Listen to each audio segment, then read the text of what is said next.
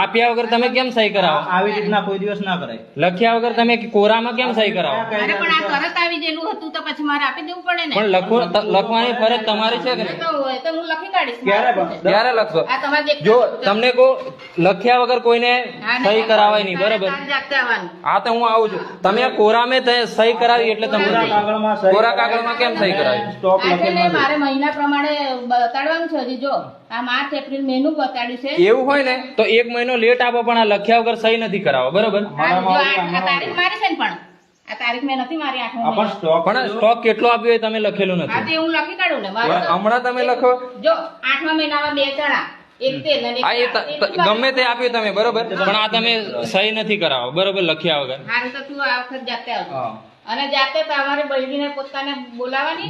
હા જાતે જ આવશે, વાંધો નહીં, પણ તમે કોરું લખ્યા વગર સહી નહીં કરાવવાની તમારે. જો મેં તારીખ મારેલી છે એટલે હું જૂઠી નહીં. તારીખ તો મારે છે, પણ તમે કેટલું આપ્યું કેટલું આપ્યું? કોને ખબર આવે? તારીખ તો ગમે ત્યારે મળી જાય. તને નથી ખબર કેટલું આલ્યું તે? મને શું ખબર? તમે લખેલું નથી ને મને કઈ તાર ખબર? ઘેર લીધે તને. એમને ખબર હશે, પણ તમે અહીં લખેલું નથી ને એમ.